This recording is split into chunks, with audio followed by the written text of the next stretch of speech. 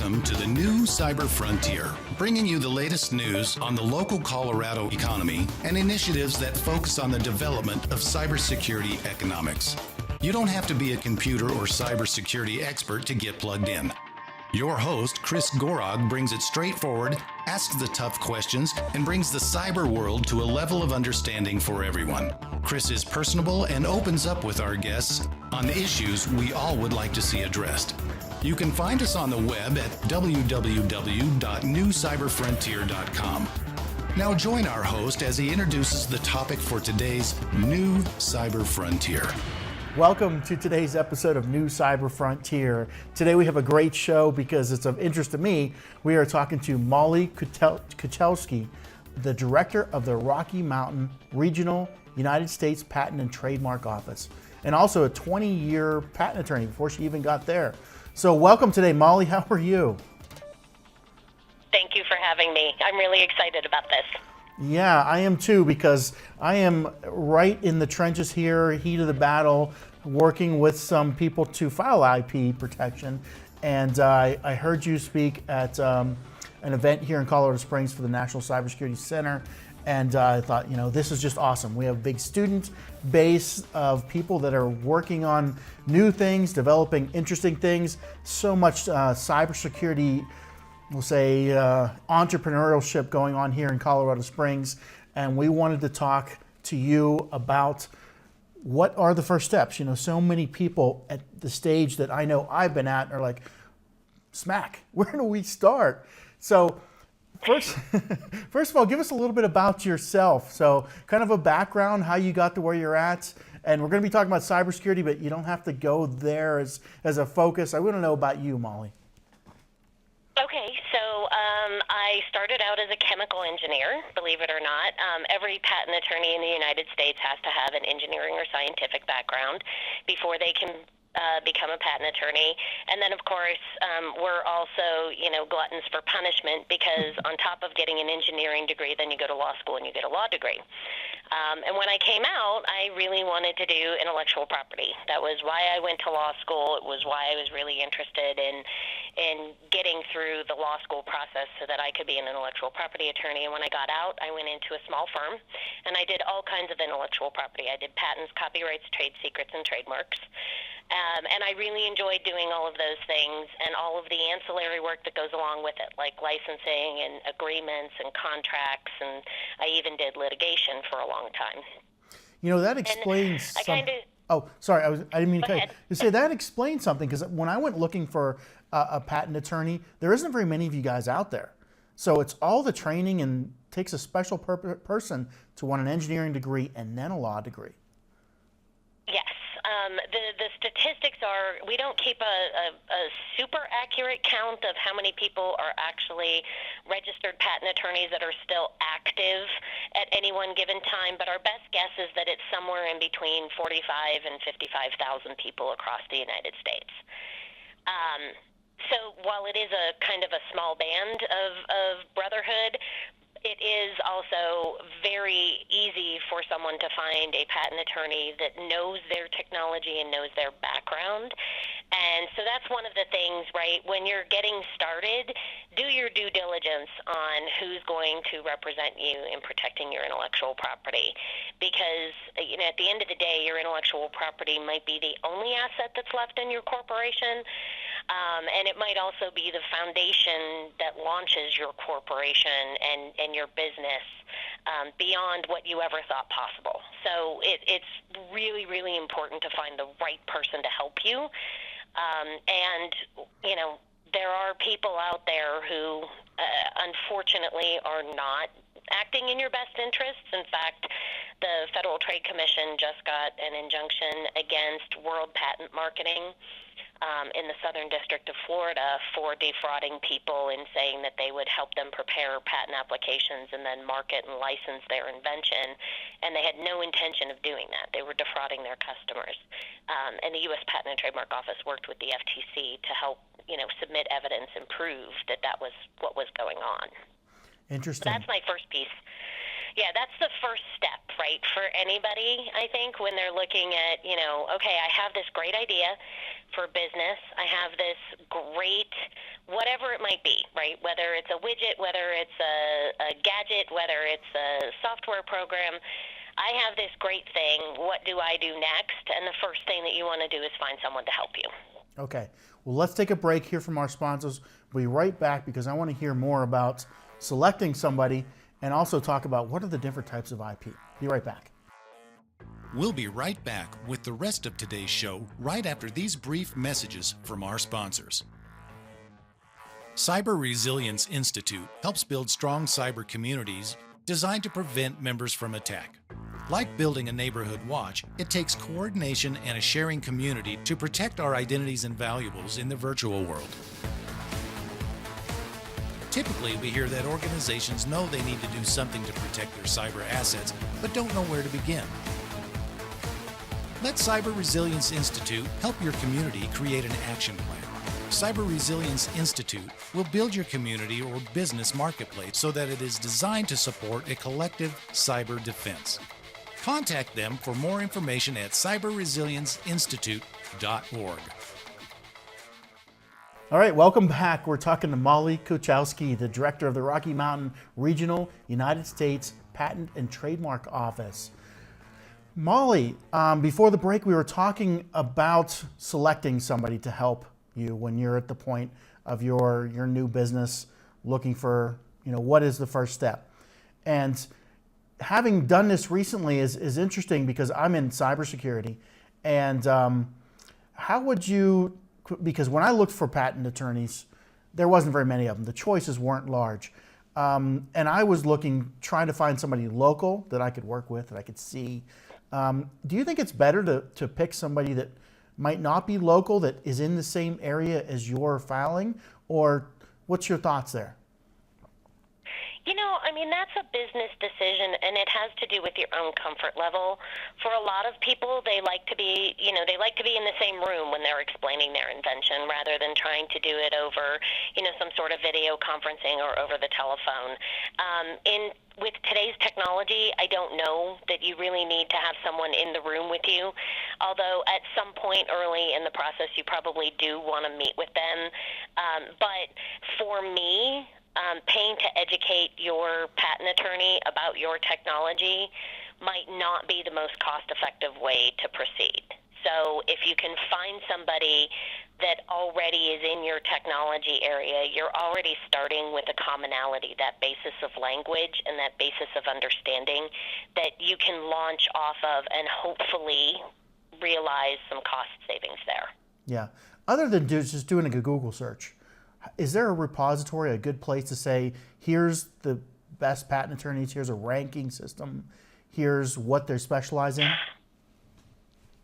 There isn't one repository. It really is a peeling back of the onion type of thing.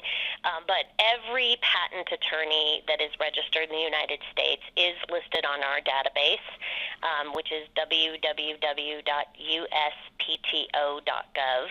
And if you type in the search box, Office of Enrollment and Discipline, you can do a search for any of the patent attorneys who are registered in the United States.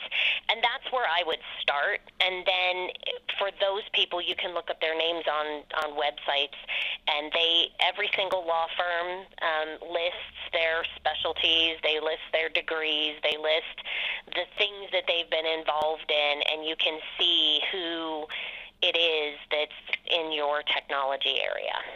That is a great reference. You have to do that cross-referencing. Yeah, I wish I'd have had that when I was looking. I was just on Google going, who do I pick here? Yeah, I know. So no, definitely start with us. And that's one of the other, pieces of information for anybody who is starting up a business, especially in the Colorado area, is that you have this Rocky Mountain Regional U.S. Patent and Trademark Office right here in your backyard.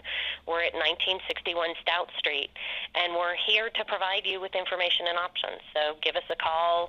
Look us up. We have all kinds of publications and materials to kind of help you on that journey and get you started. And then we have all kinds of people here that you can bounce things off of.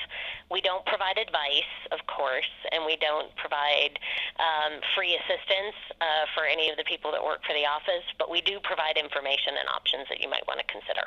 Awesome.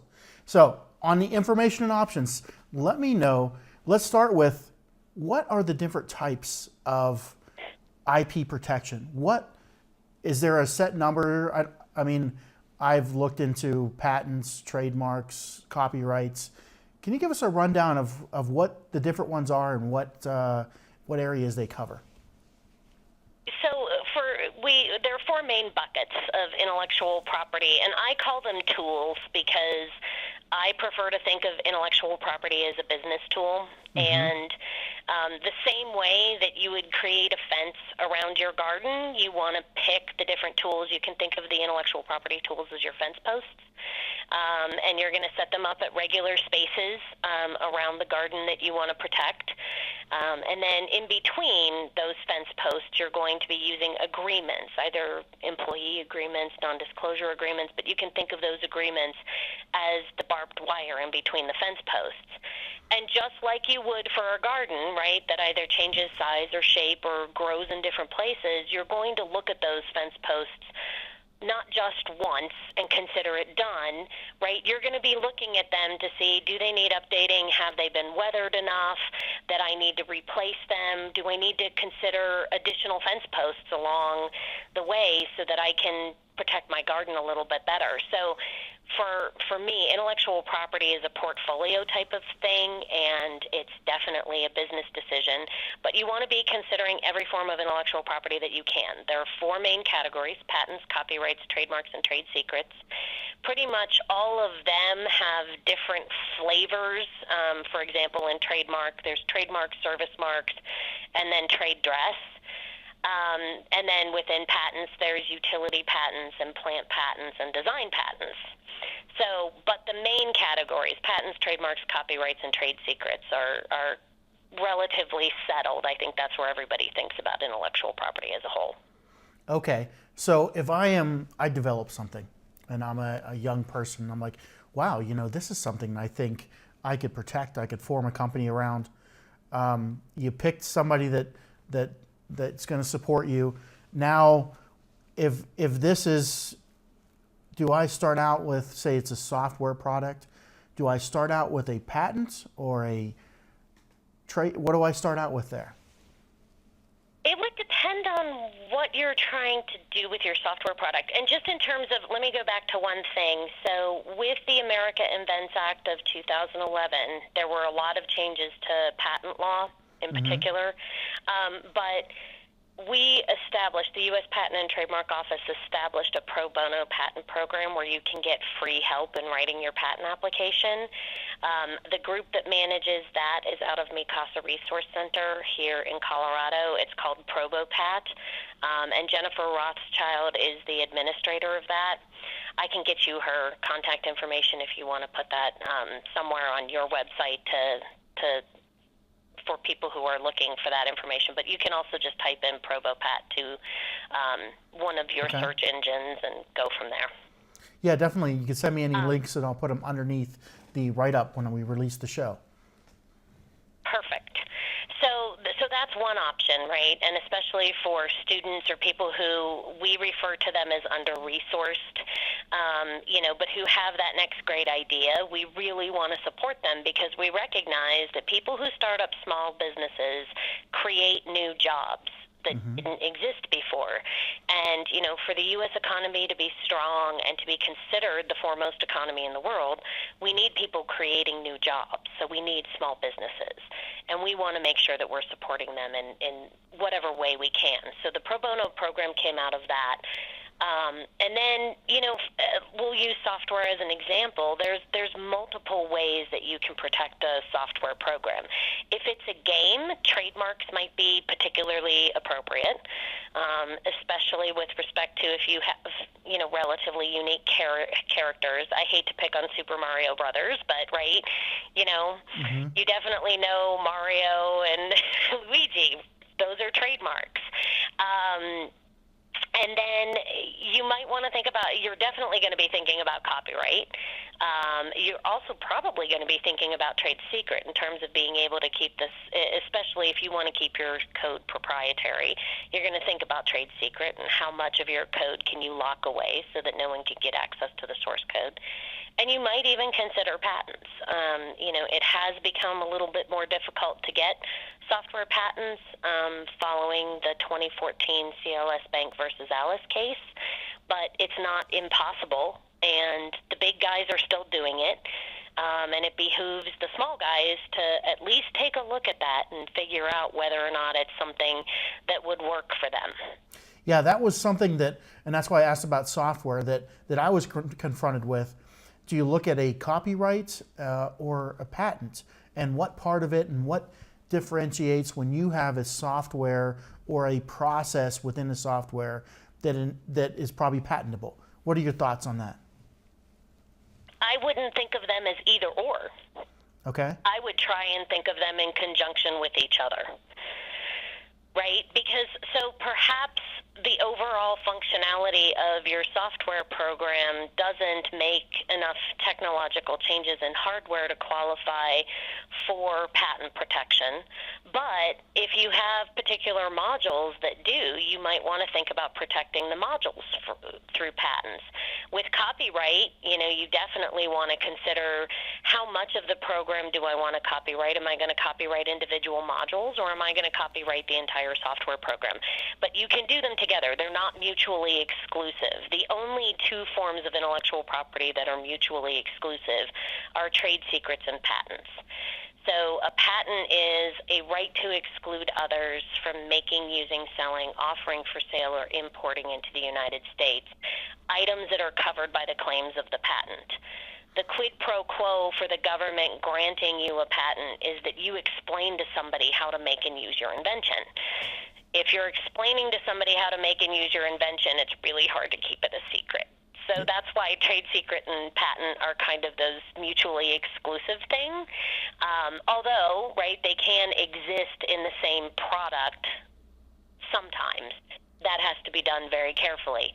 But other than that, I would never think of, just one form of intellectual property to protect anything that I was doing as a small business, because there are benefits to other forms of intellectual property that may not exist with respect to some of the others too. And I'll use an example. If you have a registered trademark, a federally registered trademark, there are lots of ways that you can utilize, like Amazon and eBay and Facebook's takedown procedures. So you can get a product taken off of Amazon or Facebook, an infringing product, right? Mm-hmm. Taken off of Amazon, Facebook, or eBay, just by utilizing those companies' takedown procedures. You don't necessarily have to file a lawsuit. So there are benefits to each one of the forms of intellectual property, but at the end of the day, if you're defending your garden, if you're defending that space, you want as many fence posts as you possibly can have. Mm-hmm. Okay. Well, let's take a break here from our sponsors. We'll be right back to talk to Molly some more. We'll be right back with the rest of today's show right after these brief messages from our sponsors. Over 3 million data breaches happen every single day. That's over 2,000 records being compromised every minute. So often, we focus on securing web data access. But what if the attackers are already inside, having gained direct access to your storage through data management software? When it comes to communications that go directly into your storage devices, make SNIA your first line of protection. SNIA's conformance testing limits outdated communications that are known to be used by attackers. It works continuously behind the background to make sure your storage is protected. To find out if your data is truly secure, visit our website at www.snia.org/cybertest. All right, welcome back. We're talking to Molly Kocialski, the director of the Rocky Mountain Regional United States Patent and Trademark Office. Molly, I heard you talking about something that I wanted to kind of clarify. When you were talking about the difference between copyright and patent, you mentioned the hardware versus software difference. Is there something that says to get a patent or in that area you have to have something physical happening or sell a product that's physical? necessarily. So there is a whole line of cases that started with the CLS Bank versus Alice case that concerns software that talks about what will be appropriate patentable subject matter. And some of it is relatively nuanced, some of it is relatively esoteric, but all of that information is actually on our website too. You can look at all of the cases. You can also look at all of the guidance that we give our examiners in the U.S. Patent and Trademark Office in reviewing patent applications so that you understand, what it is that you would need to claim and how you need to claim it in order to get a software application through the U.S. Patent and Trademark Office in order to obtain a patent. The biggest difference between patents and copyrights, though, lies at their fundamental core. So patent protects the functionality of a product, right, or the functionality of an idea. Copyright protects the expression of the idea. And I always use software as this example. If you have a software product that performs functions A, B, C, and D, right, and you write it in Java, and someone else has a copyright or a software program that has the same functionality, A, B, C, and D, but they write it in C++, without having access to your software program, they probably don't infringe because copyright protects only the expression of the idea. The other example that you can use, right, is for copyright is you and I can be standing, right, at the bottom of Pikes Peak, and we can see a mountain goat, and we can whip out our cameras at the exact same time and take the exact same picture. And we're standing right next to each other. Each one of us has a copyright in the photograph that we take. But you don't get the copyright. The copyright doesn't extend to any picture of that mountain goat at the, on Pikes Peak. Okay. Does that make sense? Yeah. Okay, so copyright protects the expression of the idea.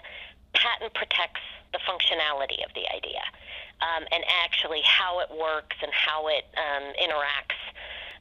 Especially with respect to a software program, how it would interact either with a general purpose computer or something else. And that would be the A, B, C, and D process in a certain order. Correct. Within the software. It could be in a certain order.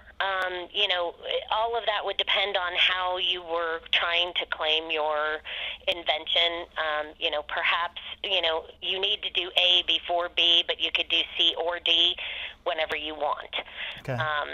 But in order to get the result, you still have to perform A, B, C, and D.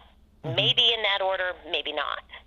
Now, what about the occasion? This is something that I was curious about. That I got a little clarification on, but I wanted to see what your thoughts are. The A, B, C, and D type of things, can they be things that are commonly done, everybody knows about them, everybody knows how to do them, but you've combined them in a certain order that now makes it unique as a process and you can patent it? That is the classic example of something that would be patent subject eligible. New uses for old things is definitely something that falls in the patentable subject matter area. But, the one thing that you have to watch out for when you have all of the elements, so there are 3 requirements for patentability. One is usefulness, the second is novelty, and the third is non-obviousness. Usefulness, of course, is it useful? Does it do something? Because why would you want a patent on something that doesn't do anything? So that one's kind of a low hurdle. Patent subject matter eligibility falls in that usefulness area, so it's become a little bit more of a hurdle in the last, I want to say, 5 years. But next comes novelty, and that means has any one person done that your invention before? It has to be one person, one reference, and they have to disclose all of the elements of your application. So in your example, if A, B, C, and D existed elsewhere, but they were all done by different people, novelty wouldn't be a problem for you. Okay. The problem would be that third requirement of non-obviousness. And non-obviousness, you can think of that as, is this enough of a technological advancement over everything that existed before. And everything that existed before is something that we patent attorneys call prior art. And so you've got this base of prior art, and is what you've done and how you've combined the things that existed before, is this a technological advancement enough to warrant basically a 20-year monopoly on the things that you claim inside your patent? That's where a lot of people find that they have a difficult time overcoming those non-obvious rejections, because the examiner, as they are examining for these statutory requirements of patentability, they are able to take different references from different people and combine them, so long as they have a motivation to combine those references. So there's a couple different things that are going on in the obviousness rejection or in the obviousness area, but it's basically that, is this enough of a technological advancement over everything that existed before to warrant giving you a patent? Okay. So now on that line of thought, I actually found a patent 2006, 2007, and my attorney said that two companies dissented. It sounds like this is what they were complaining about, that it was something that was obvious that they thought shouldn't be able to be patented. So in this process, companies that already have something or already are in the market can decide, hey, I want to object to this party getting a patent. And obviously cause enough problems to have somebody change their mind whether they pursue it or not. That's kind of where we're talking about with this area here? So the rejection comes from the examiner, right? So the examiner is an employee of the U.S. Patent and Trademark Office, and it is their job. They are that gatekeeper for determining whether or not the patent application that is in front of them meets the statutory requirements for patentability in view of the prior art that they have found. There are mechanisms for companies to put prior art in front of the examiner, but ultimately the decision of whether or not to use that prior art and whether or not it's applicable to the patent application that's in front of the examiner is the examiner's decision, possibly in connection with his or her supervisor, depending on their level of seniority. But it is definitively, like, the rejection doesn't come from a company in the patent process. It comes from a third party. It comes from the U.S. Patent and Trademark Office. Okay. In the process of obtaining a patent. Okay. Interesting. Now, there are ways, like if you're in the trademark process, there are ways once the trademark examining attorney says that your trademark is allowable, they publish it in the official gazette, and other companies can protest the trademark, but that does not happen with a patent. The sole arbiter of whether or not a patent is allowable is the U.S. Patent and Trademark Office. Okay. Or a patent application is allowable. Yeah. All right. So now, what happens later on down the road once you get or do not, you go through the process? First of all, how long can we expect a process of any of these four areas to take? So trade secrets are relatively easy to obtain and zero cost to obtain. The problem comes in the maintaining of the trade secret, because you have to keep it secret, so you have to take the steps both in your agreements that you enter into with the people who come into your shop, and especially with the people who you employ, either as a contractor or an employee. You've got to take a lot of steps to maintain that secret. So, and you don't ever register your trade secret with anybody, because it has to remain secret. So, but there are a number of different steps that you have to take in order to maintain that trade secret. Copyright is relatively easy to obtain. I think it's $75 is the filing fee, and you obtain that through the Library of Congress. That's probably a 4 to 6 month process. Okay. Trademark is next up. That is $225 per goods or class of goods or services, and that process can take anywhere from 6 to 9 months, depending on how clean your trademark is. If it's arbitrary and fanciful so that the trademark examining attorney doesn't have any objections to it being registered for your goods and services, and there's no one else out there that is even close, it can be as speedy as 6 months, sometimes 9 months, depending on what the trademark examining attorney finds. What we find with people is that they select something that's descriptive or geographically descriptive or sometimes even generic, and those types of marks are inherently unprotectable. So that's where people get tripped up, because they want to name their product something so that a consumer will understand what it is right away.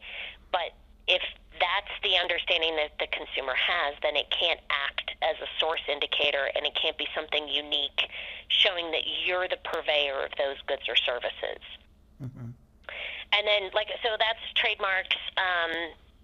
And then moving on to patents, from your non-provisional patent application filing date, it can be anywhere from 14 to 16 to 18 months, depending on your technology, before you receive a first office action. Our goal is to get a first office action into the hands of, we have a 10-20 goal. I think that's a stretch goal for us, but we try very hard to get an office action into the hands of the patent applicant as soon as possible. We're averaging right now, we actually tell you on our website what we average, and I think we're averaging about 16 months now. And then our goal is to have a final disposition on the patent application within 20 months. Again, I think that's a stretch goal. We're averaging closer to 30, 36. Okay. Well, yeah, I think we could talk about this all day. We're coming up on kind of the time we usually allot for our show. But there's been some great information, Molly. And in kind of closing, is there anything other than, hey, don't be afraid to get involved, to get your IP patented, that you would put out to listeners, maybe even students per se? I would definitely encourage people, come to us, talk to us. If you have an idea and you are confused about where to go next, please view the U.S. Patent and Trademark Office, especially your Rocky Mountain Regional Office, as kind of that first line of defense. Come talk to us. You can set up an appointment, come into the office. If we happen to be in Colorado Springs, let us, we'll happen to be there, and hopefully we can set up meetings and those kinds of things. But we love talking to people about information and options, and we can hopefully get you some clarification on where you need to go. All right. Well, thank you very much, Molly. This was definitely a good intro to help people get started and make those connections. Thanks for joining today. Thanks, Chris. I appreciate you having me. All right. Bye. The views or opinions expressed during this podcast are not those of Colorado Technical University.